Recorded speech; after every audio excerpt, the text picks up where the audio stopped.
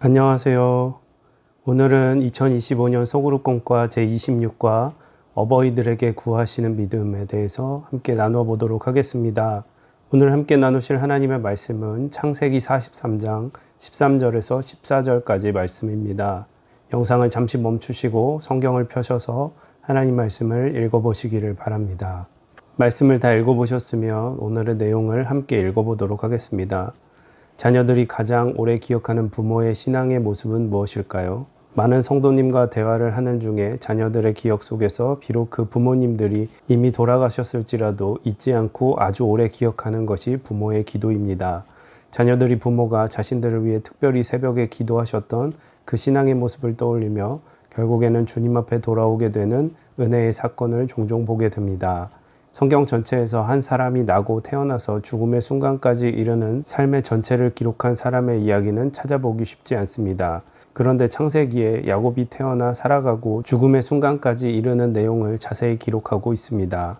욕심 많고 세속적인 야곱이 자신의 성공을 위해 형도 아버지도 삼촌도 속이며 살았지만 점차 하나님과 동행함으로 성결한 야곱으로 변화되어 가는 것을 잘 보여줍니다.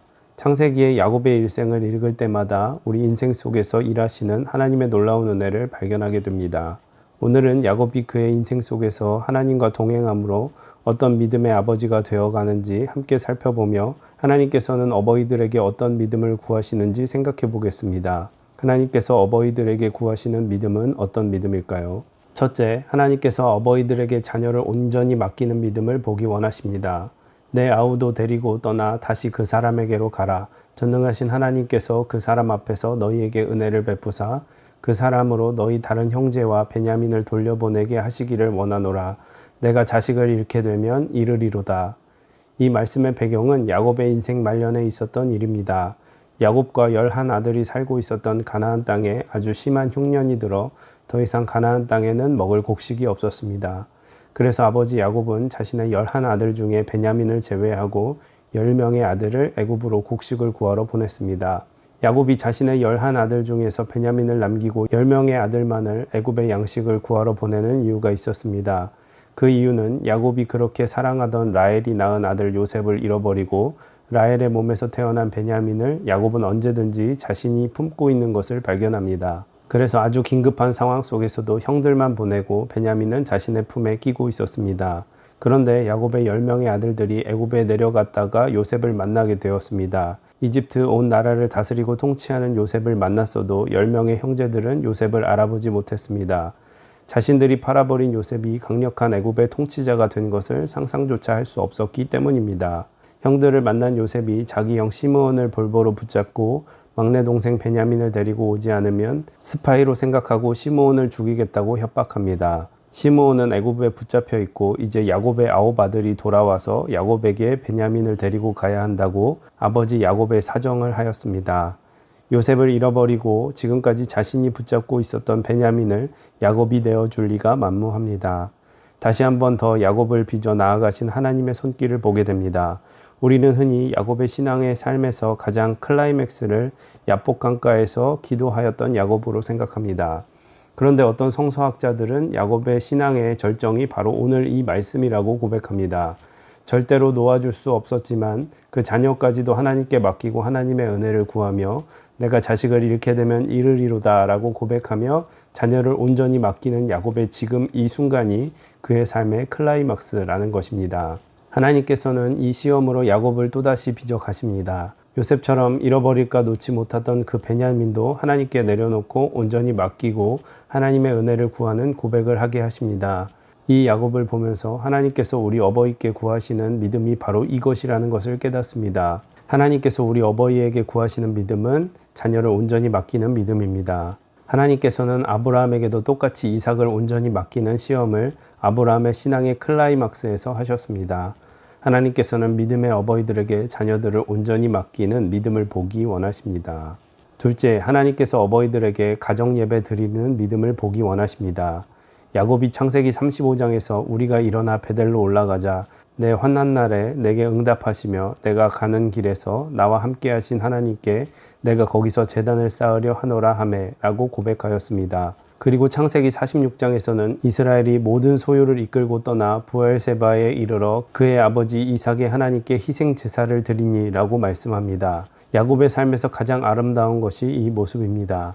야곱은 어려운 일을 만나면 이전에 도와주시던 하나님께 제단을 쌓고 도와주시기를 바라고, 또 기쁜 일, 감사한 일을 당해도 하나님께 제단을 쌓고 희생 예배를 드렸습니다. 야곱은 혼자만 예배하였던 것이 아니라 온 가족과 함께 가정 예배를 드렸습니다. 야곱의 이 모습을 보면서 우리 하나님께서 이 시대의 어버이에게 요구하는 것이 바로 가정 예배 드리는 믿음이라는 것을 깨닫게 됩니다. 발명왕 에디슨은 학교에 들어가자 천치라고 하는 낙인이 찍혀버렸습니다. 왜 그런가 하면 1 더하기 2를 선생님이 100번을 가르쳤다고 합니다. 그런데 아무리 가르쳐도 에디슨은 1 더하기 2를 1이라고 답안지에 썼다고 합니다. 에디슨은 1 더하기 1이 1이 아니고 왜 2가 되는지 그 이유만 캐고 있었습니다. 이 모습을 본 선생님은 에디슨의 어머니를 불러 이 아이는 더 이상 학교에서 교육할 수 없는 미숙 아이이기 때문에 집에서 교육하라고 하였습니다. 하는 수 없이 어머니는 에디슨을 데리고 집에 와서 하나님께 가정 예배를 함께 드렸습니다. 그 아이의 머리에 손을 얹고 하나님 아버지, 세상 사람들은 다 쓸모없다고 하나 하나님께서는 이 아이를 쓰실 때가 있으실 것이니 이 아이의 머리를 좀 열어주시옵소서. 그래서 하나님께서 원하시는 대로 써주시옵소서 하고 기도하며 가정 예배를 드렸습니다. 그렇게 가정 예배를 드리며 자라난 에디슨은 곧 하나님께서 쓰시는 인류 과학자의 왕이 되었습니다. 가정 예배는 우리의 가정에 막혔던 담을 헐게 하시고 하나님의 충만한 은혜가 가정 속에 흐르게 하는 것입니다. 셋째, 하나님께서 어버이들에게 자녀를 축복하는 믿음을 보기 원하십니다. 창세기 49장 전체에 야곱이 자신의 12 아들들을 축복하는 장면이 나옵니다. 창세기 기자는 창세기를 마무리하며 야곱이 12 아들, 곧 이스라엘의 12지파를 축복하는 장면으로 창세기를 마감하고 있습니다. 이것이 창세기의 하이라이트입니다. 야곱의 147년간의 인생은 참으로 험악한 삶이었습니다. 그러나 야곱은 자신의 그 인생을 통해 하나님의 복이 얼마나 귀한지를 철저히 깨달았습니다.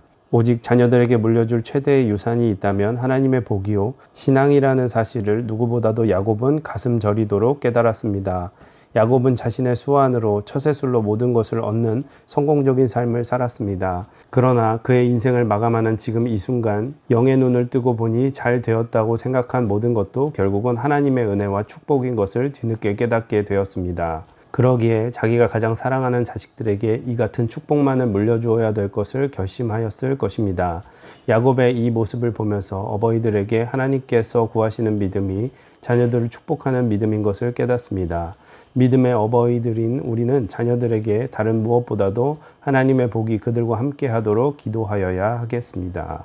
야곱의 삶을 통해서 하나님께서 어버이들에게 구하시는 믿음은 자녀를 온전히 맡기는 믿음, 가정 예배를 드리는 믿음, 자녀를 축복하는 믿음이라는 것을 깨닫게 됩니다. 우리의 자녀를 주님께 온전히 맡기며 가정 예배를 드리고 자녀들에게 하나님의 축복이 임하도록 간구하는 어버이가 되기를 소망합니다. 네, 이렇게 해서 2025년 소그룹공과 제26과를 함께 나누어 보았고요. 나눔과 적용을 천천히 읽어보시기를 바랍니다.